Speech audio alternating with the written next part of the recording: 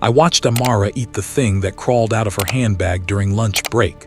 She didn't even look down, just reached in, grabbed it, and swallowed it whole while staring straight ahead. Nobody else saw it happen.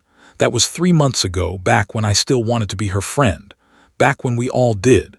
She was the most popular girl at our university in Lagos, and everyone wondered how she did it. Now I know, and I wish I didn't. My name is Chioma, and I'm a third-year student at the University of Lagos. Amara joined our class in January, transferring from some small school up north. Within 2 weeks, she had everyone wrapped around her finger. The boys couldn't stop staring at her. The girls either wanted to be her or be near her. Even the professors seemed softer when she walked into class late.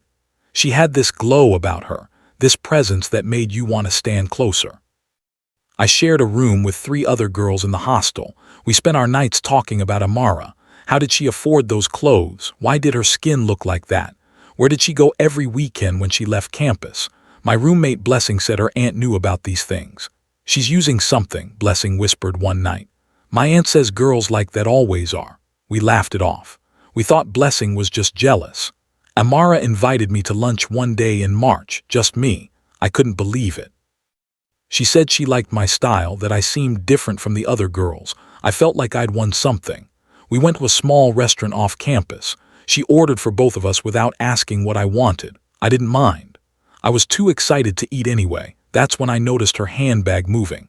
It was a designer bag, the kind that cost more than my semester fees.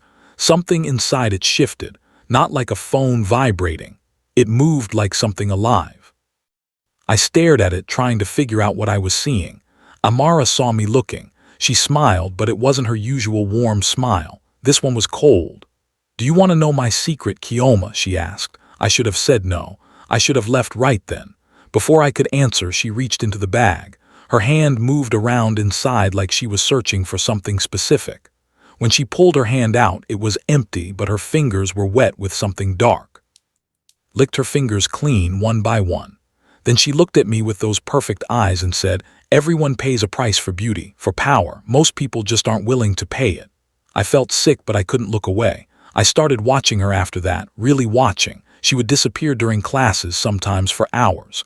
When she came back, she looked tired, but that glow never faded. Boys would still follow her with their eyes. Girls would still whisper her name with envy.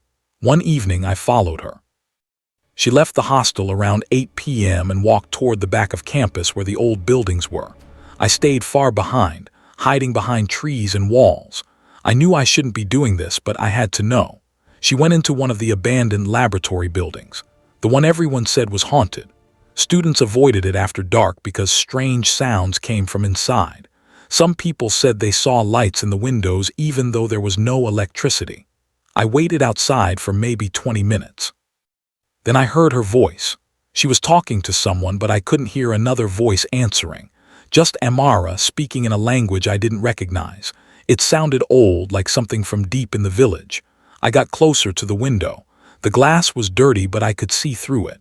Amara was on her knees in the middle of the room. Candles surrounded her in a circle. In front of her was a calabash, the traditional kind my grandmother used to keep in her kitchen.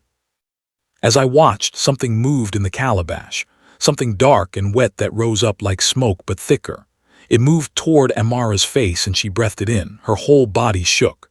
Then she opened her eyes and they were completely black. I ran. I didn't stop running until I was back in my room.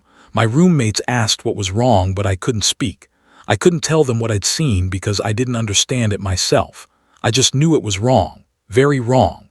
That night I couldn't sleep. Every time I closed my eyes, I saw those black eyes staring at nothing. Around 3 a.m. I heard scratching at our door. Soft at first, then louder, like fingernails on wood. Nobody else woke up. The scratching stopped after 5 minutes. The next morning, Amara was in the bathroom when I went to brush my teeth. She was standing at the sink, staring at herself in the mirror, but her reflection wasn't moving with her. I froze in the doorway. She turned to look at me. Her eyes were normal again. "Good morning, Chioma," she said sweetly. "Did you sleep well?" I mumbled something and ran back to my room.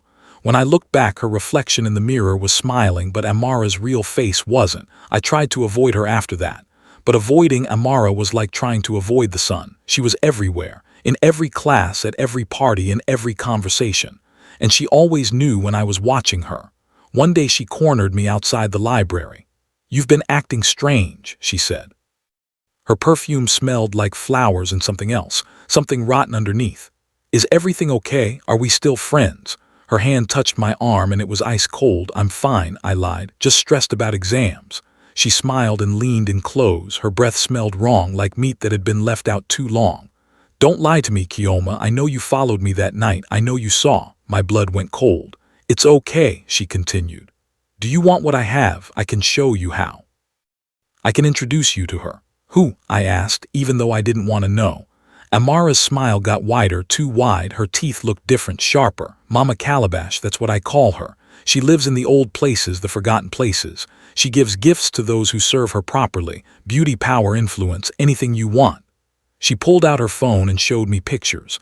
Girls I recognized from campus. All beautiful, all popular, all dead now. What happened to them? My voice was shaking. Amara put her phone away. "They didn't pay. They took the gifts but refused the price. Mama Calabash doesn't like that. She takes back what she gave plus interest." Amara touched her own face like she was checking if it was still there. "I pay. Every 3 days I pay. That's why I'm still here. I asked what the payment was. I shouldn't have asked." Amara reached into that designer bag again. This time she pulled it out. I saw it clearly in the daylight. It was small, about the size of a mouse, but it wasn't an animal. It had no fur, just slick dark skin. Too many legs. No eyes that I could see, but a mouth. Definitely a mouth. Amara held it up and it opened its mouth, showing rings of tiny teeth. She popped it into her mouth like candy and swallowed. I threw up right there on the ground. Amara laughed. Not her pretty, musical laugh that everyone loved. This laugh was harsh and ugly. "You get used to it," she said. "By the 3rd month, you barely taste them anymore."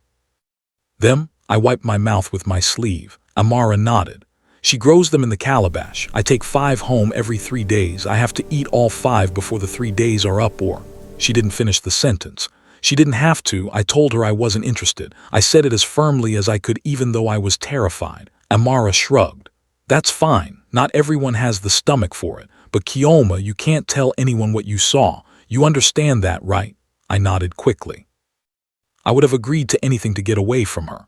"Good," she said, "because Mama Calabash doesn't like people who spread her secrets. Bad things happen to them, things worse than death." I kept my mouth shut for 2 weeks. I avoided Amara, avoided looking at her in class, avoided thinking about what I knew. But then Blessing started acting strange.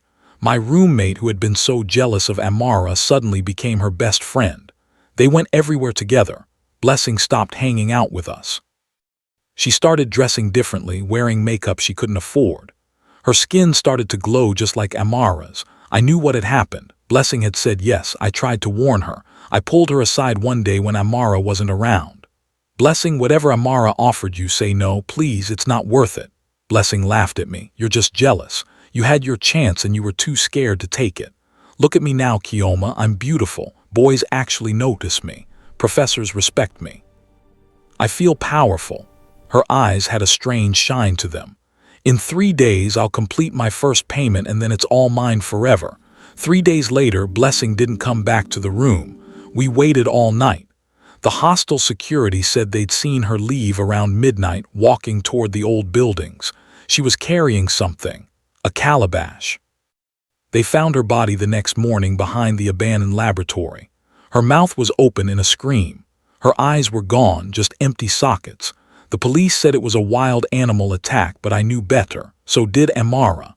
At Blessing's funeral, Amara cried beautiful tears. Everyone comforted her. They said she was such a good friend that she must be devastated. I watched her accept their sympathy with her perfect, sad face. I saw her check her watch twice. She had somewhere to be. After the funeral, she found me.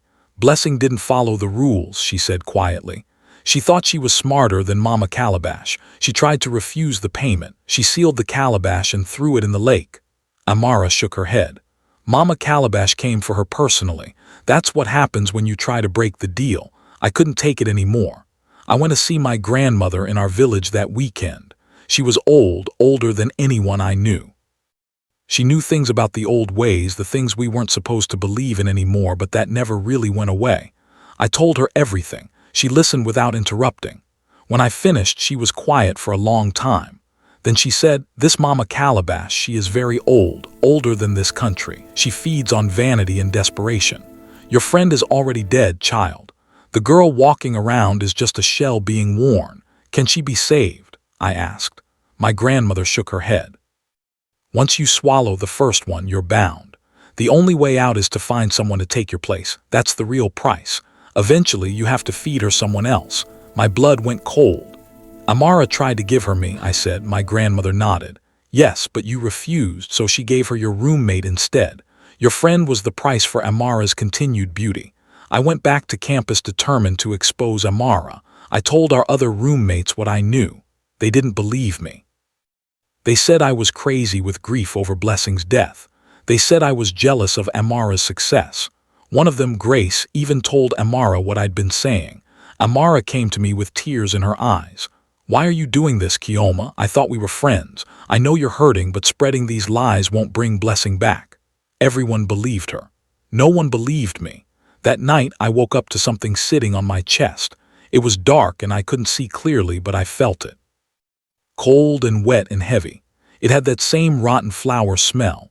A voice whispered in my ear, "Stop talking." I couldn't move, I couldn't scream. It stayed there for hours, getting heavier and heavier until I thought my ribs would crack. Just before sunrise, it left. I gasped for air and coughed up something black and wet. I didn't look at it closely, I just flushed it away. I stopped talking about Amara after that. I stopped looking at her. I pretended she didn't exist. But I watched the other girls. I watched them fall under her spell one by one. Beautiful, desperate girls who wanted what she had. Most of them were smart enough to refuse when they learned the price, but some weren't. I've seen 3 more girls accept Mama Calabash's gifts this year. 2 of them are still alive. One disappeared last month. They found her clothes by the lake, but no body. Amara is in her final year now. She's more popular than ever. She's dating the son of a senator. She has modeling contracts and brand deals. Her Instagram has 2 million followers. Everyone wants to be her. Everyone wants to know her secret, but I see the truth. Her eyes are tired now. The glow is harder to maintain. She eats those things constantly. I've seen her eat 6 in one day. The price is getting higher. Mama Calabash is getting hungry. Last week, Amara approached me again. She looked desperate. "Chioma, please, I need your help. I want out. I can't do this anymore." She wants me to give her 5 girls now. 5. And not just any girls. She wants them young, first years, innocent ones. I asked her why she was telling me this. She grabbed my hands. Her skin was cold and papery now, like something very old.